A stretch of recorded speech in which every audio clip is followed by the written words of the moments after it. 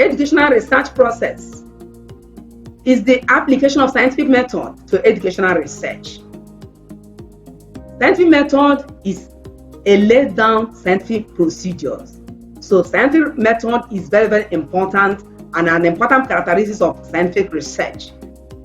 It is a laid down scientific procedure, as already explained. What are these laid down procedures? This is what I've titled 9-step educational research process. They cover identifying and defining of the problem.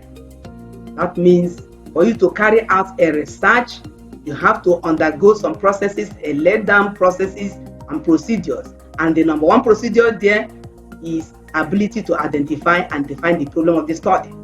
The second step in the process is reviewing the related literature. Yes, some people can just say reviewing literature. But those of us believe that you do not review every kind of literature. You have to review literature that are relevant to your own study. That's why we say related literature. Another step, another procedure in the research process is formulating research questions and hypotheses. Yes, that is another very important characteristic of scientific research or scientific method. In scientific method, after finding the problem, and you have to formulate hypotheses, something that will guide you towards going about solving the problem. In educational research, you may use research questions, you may use hypotheses, or you may use both of them. So there is need for formulating research questions and hypotheses. The next step is choosing design for the study. You have to choose the design for the study. Then you have to develop instruments for data collection.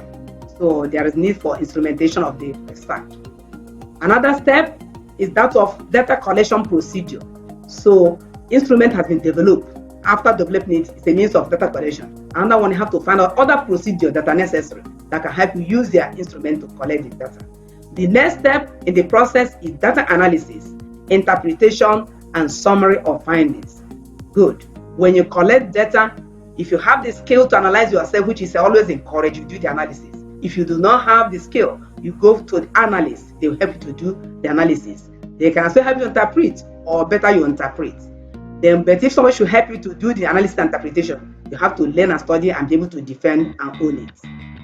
The next step is drawing conclusion based on the result of the data analysis. Yes, that is a very important aspect of research. That you do a research, everybody expects you to what is the conclusion of the research. Therefore, there is need for you to draw the conclusion, and the conclusion must be based on the result of the data analysis. The last but not the least of this process is a publication of findings and conclusions.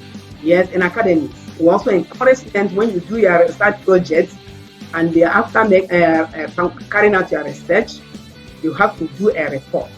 And this report, if you just talking into your library, it does not make much impact. You need to go and present in a seminar, in a conference, or publish it in a journal, especially reputable journal.